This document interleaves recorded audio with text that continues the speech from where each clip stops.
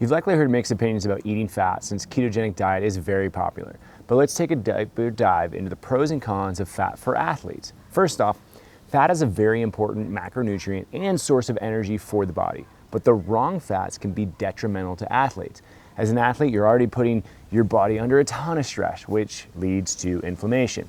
And eating too much fat, particularly saturated fats, trans fatty acids, and omega-6 fatty acids, can cause more inflammation in your body. And with regards to the keto diet for athletes, there really is no scientific research showing positive benefits to athletic performance.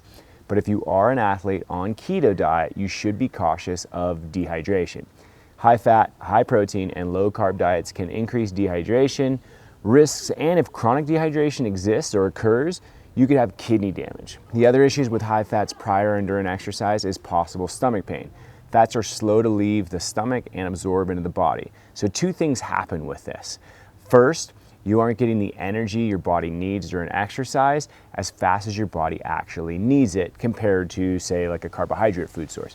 Number two, fats can cause stomach discomfort, cramping, bloating, etc., and lead to inadequate fluid intake. So, if you're an athlete, the research shows to avoid high fats before, during, and immediately after exercise. You should shoot for roughly 25% of your caloric intake to be fat, and if you're like an ultra endurance athlete, your fat intake could be as high as, say, 35% of your caloric intake. But make sure as an athlete you're getting adequate carbohydrates to fuel your muscles and your central nervous system.